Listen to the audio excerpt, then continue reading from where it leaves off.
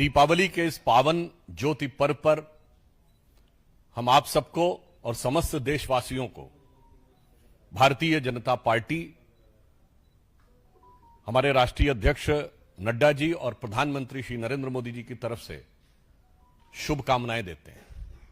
ये दीपावली अद्भुत दीपावली है और हम सबके जीवन की पहली दीपावली है जब श्री रामलला विराजमान पूर्ण भव्यता और दिव्यता के साथ श्री राम मंदिर में स्थापित हो चुके हैं और उसके बाद का यह ज्योति पर्व है। परंतु दुख की बात यह है कि वो लोग जो सदैव राम मंदिर के अभियान से द्वेष करते रहे और राम मंदिर निर्माण का क्लेश उनके मन में रहा, वो इस उजाले के पर्व में भी अपने मन के अंधकार को दूर करने में सफल नहीं हो रहे हैं। और इसीलिए लोकतांत्रिक संस्थाओं, लोकतांत्रिक व्यवस्थाओं पर उनके मन का अंधकार हावी होता दिखाई पड़ रहा है। जहां एक तरफ आज चाहे साधु संत हो, जन सामान्य हो या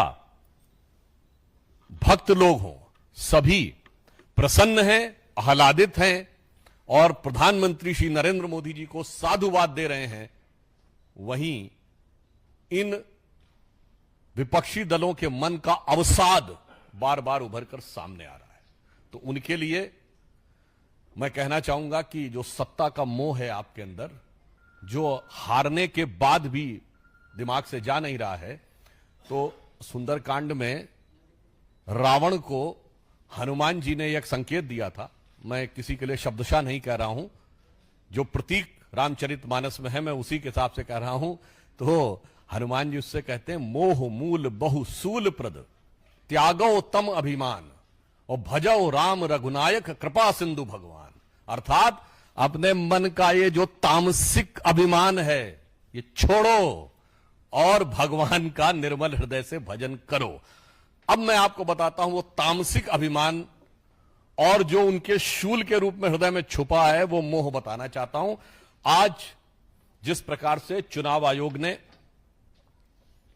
कांग्रेस पार्टी के द्वारा लगाए गए आधारहीन और अनर्गल आरोपों के बारे में विस्तृत 1642 पेजों का जो उत्तर दिया है, यही ये दर्शा रहा है कि ये सत्ता के मोह का जो तामसिक अभिमान है कि मैं सही हूं, यदि मैं जीत गया तो मैं सही हूं और यदि मैं हार गया तो दूसरे की गलती है। इस प्रकार की बातें जो कांग्रेस ने की हैं, मैं कहना चाहूंगा ऑन द लाइटर नोट, ये मोहल्ले के उस चंचल बालक की तरह हैं जो कहता है कि जब तक मैं बैटिंग कर रहा हूं तो ठीक है और जैसे ही मैं आउट हो गया तो अब मैं एम्पायर की गलती मानता हूं, मैं तो आउट हो ही नहीं सकता।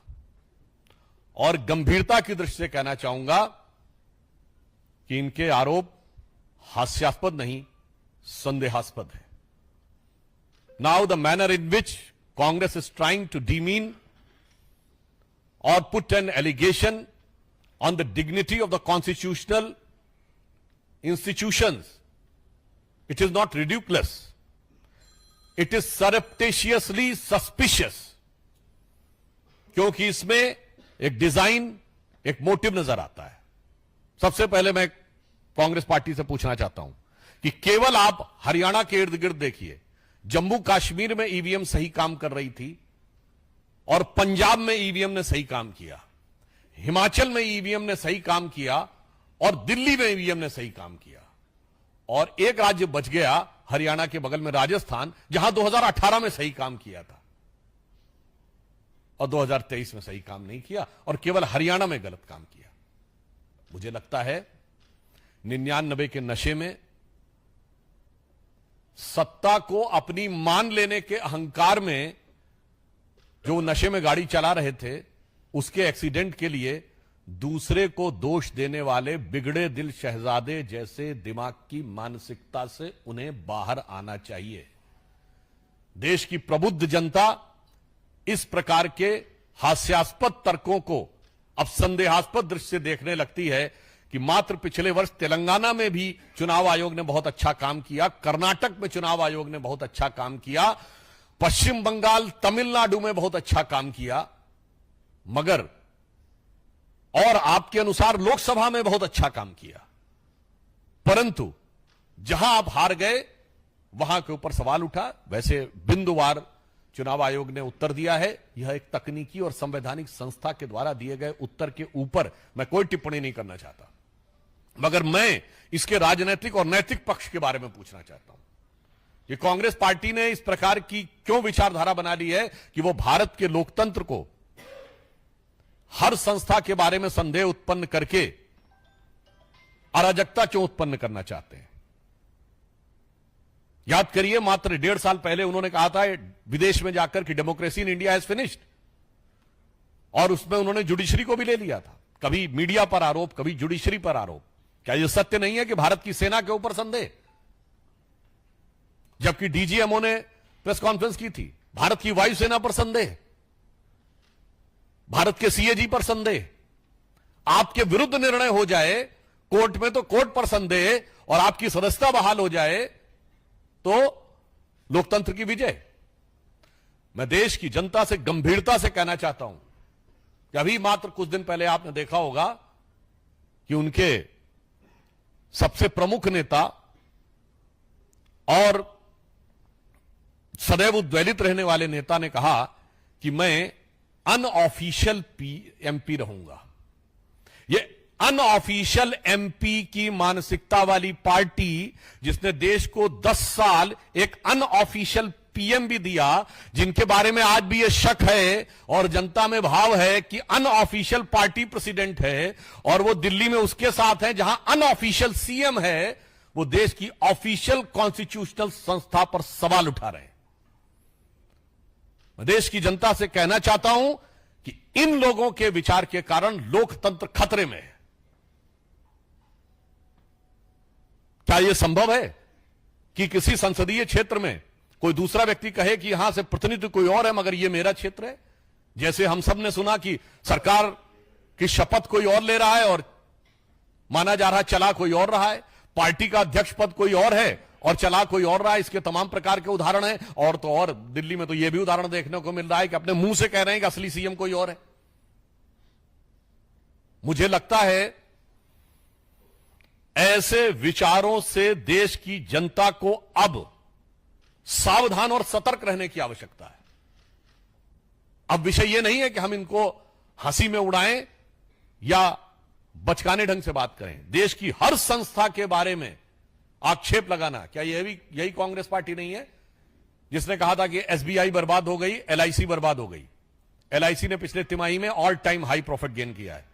स्टेट बैंक ऑफ इंडिया ने पिछले तिमाही में all time high profit gain किया है, प्राइवेट और वो मिलाकर। एचएएल बर्बाद हो गई, इन्होंने कहा था। देश की हर संस्था के बारे में आक्षेप करना यह किसी भयानक संदेहास्पद डिजाइन का हिस्सा नजर आता है। इसलिए चुनाव आयोग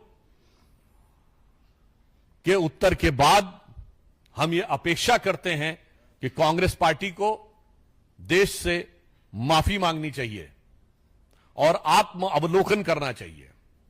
आप चुनाव आयोग की बात नहीं मान रहे, अरे अपनी पार्टी के नेताओं की तो बात मानिए। तो कितने ही नेता ऑफिशियली बोल चुके हैं, कुछ एक तो हरियाणा के और कुछ लोग जो हैं वो अनऑफिशियली कितना बोल रहे हैं। तो मुझे लगता है कि हम देश की जनता से यह अनुरोध करना चाहते हैं कि इस दीपोत्सव के ऊपर, प्रकाश के पर्व के ऊपर आप अंधकार फैलाने वालों से सावधान रहें और कांग्रेस पार्टी के द्वारा भारतीय लोकतंत्र की गरिमा को कलंकित करने के प्रयास, और साफ शब्दों में कहें जिसके कारण संविधान के ऊपर, संवैधानिक व्यवस्था के ऊपर संकट उत्पन्न होता है, जिन्होंने अपनी पार्टी के संविधान के ऊपर आक्षेप किया, अगर वास्तविक शक्ति की बात करें, और जो देश के संविधान की बात करते हैं, खतरे की बात, तो इसलिए हम यह कहना चाहते हैं कि कांग्रेस पार्टी अब पूरी तरीके से बेनकाब हो गई है। कि लोकतंत्र की किसी भी व्यवस्था में उन्हें आस्था नहीं है और भारत के ऊपर, भारत की व्यवस्थाओं को कमजोर करने के लिए वो किसी भी सीमा तक जा सकते हैं। तो मुझे लगता है शायद भारत के इतिहास में पहला मौका हुआ होगा जब इतना विस्तृत जवाब चुनाव आयोग की तरफ से आया हो और जिसमें एक सतर्कतापूर्ण टिप्पणी भी है कि इस प्रकार की चीजों से हिंसा को बढ़ावा मिल सकता है। और हमें लगता है कि कांग्रेस पार्टी के तमाम नेता जो इस प्रकार की बातें पहले बोल चुके हैं, जिसमें बांग्लादेश इत्यादि का रेफरेंस देते थे, तो उनके मन का मनोभाव यह हो सकता है। इसलिए मुझे लगता है कि वो पार्टी जो 2019 में सर्वोच्च न्यायालय को गलत कोट करने के लिए जिनके नेता को माफी मांगनी पड़ी थी, आज चुनाव आयोग के इस विस्तृत निर्णय के बाद उन्हें चुनाव आयोग नहीं, देश की जनता से माफी मांगनी चाहिए। धन्यवाद। कोई प्रश्न हो तो आपको। रविकांत राय, टाइम्स नाउ भारत।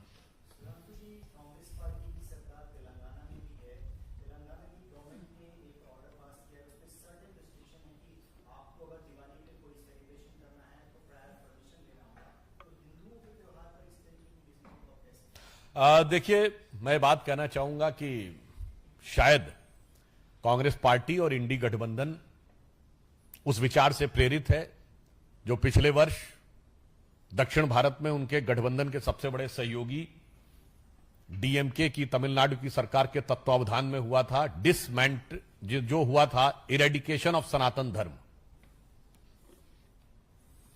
और फिर उनके उत्तर भारत के बड़े सहयोगियों ने रामचरितमानस फाड़ने का प्रयास किया था। और उससे पहले 2021 में दुनिया की कई यूनिवर्सिटीज में डिसमेंटलिंग ग्लोबल हिंदुत्व कॉन्फ्रेंस हो चुकी है। तो जो कुछ तेलंगाना की सरकार और कांग्रेस ये करने का प्रयास करती है, वो मुझे लगता है अंतर्राष्ट्रीय स्तर पर डिसमेंटलिंग ग्लोबल हिंदुत्व और राष्ट्रीय स्तर पर इरेडिकेशन ऑफ सनातन धर्म से प्रेरित है। और इसीलिए हरियाणा के चुनाव में उनका कौन सा उम्मीदवार सबसे बड़े अंतर से जीता है? वो ममन खान, जिसने कहा था नूह का बदला लिया जाएगा। तो ये समझ में आता है कि वो किस प्रकार के विचारों और किस प्रकार की शक्तियों से प्रेरित हैं। और मैं एक और बात में दर्शकों के लिए, विशेषकर जो लोग दिल्ली के हैं, दिल्ली में प्रदूषण अभी से बढ़ा हुआ है। राज्य सरकार किसी प्रकार का कोई उत्तरदायित्व नहीं ले रही। तो मैं सिर्फ इतना कहना चाहूंगा, अभी तो दिवाली आई नहीं है, ना कोई पटाखे छूटे हैं, फिर भी प्रदूषण इतना क्यों बढ़ा हुआ है? पटाखे छोड़ने पर कोर्ट के आदेश और सरकार के आदेश का सब पालन करेंगे, मगर जिस प्रवृत्ति के चलते हुए सारा का सारा आक्षेप लगाया जाता है, यह दर्शाता है कि प्रदूषण के वास्तविक कारणों पर नियंत्रण देने की बजाय साल में एक दिन 8 बजे से 12 बजे तक की ही घटना पे सारा का सारा ठीकरा फोड़ने का जो विचार है, यह भी कहीं ना कहीं डिसमेंटलिंग ग्लोबल हिंदुत्व और इरेडिकेशन ऑफ सनातन धर्म से प्रेरित है। Shailendra, DD news.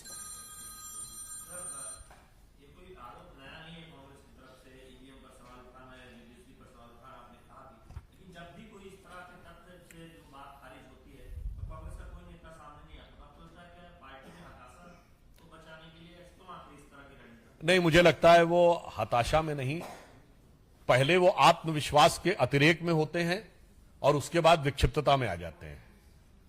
First they remain in over confidence and then they came in melancholy. Nishant एन है।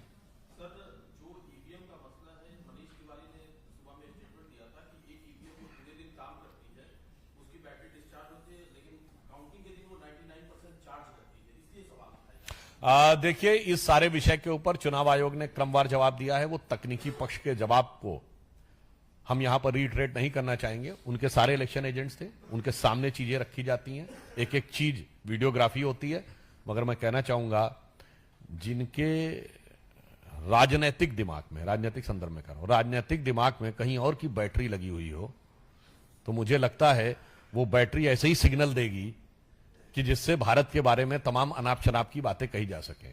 और मतलब वैसे तो यह भी नहीं समझ में आता है कि उनके दिमाग में कौन सी बैटरी लगी है, वो पश्चिम वाले किसी महाशक्ति की या पूरब वाली किसी महाशक्ति की। एक मिनट बॉस। संतोष जी, इसके बाद आप कर लेंगे।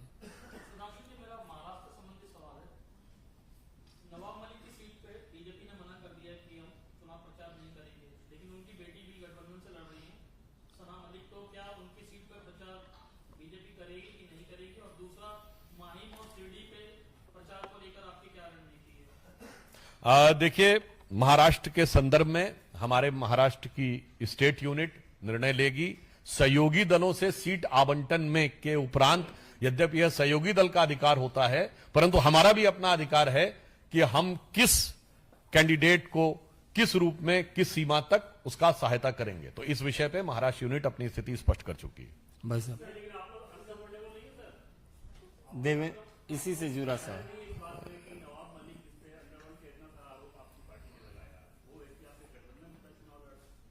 मुझे लगता है कि सबसे बड़ा अनकंफर्ट तो वहां टॉप लेवल पे है। उद्धव जी कहते रहे कि मुख्यमंत्री का चेहरा उन्हें प्रोजेक्ट कर दिया जाए, जिसके लिए उधर गए थे, और यह स्थिति यह है कि उनको भी डबल डिजिट में अटका दिया गया। मतलब कांग्रेस जो पिछली विधानसभा के जीती हुई सीटों के अनुसार नंबर 3 की पार्टी थी महाविकास अघाड़ी में महाराष्ट्र में, वो सीटों के बंटवारे में नंबर 1 की पार्टी हो गई। हम तो महायुति में तब भी नंबर 1 की पार्टी थे और आज भी नंबर 1 की पार्टी है। तो मुझे लगता है कि उद्धव जी और शरद पवार जी को सोचना चाहिए कि तोरी गठरी में लागा चोर, मुसाफिर मन की आंखें खोल। जी,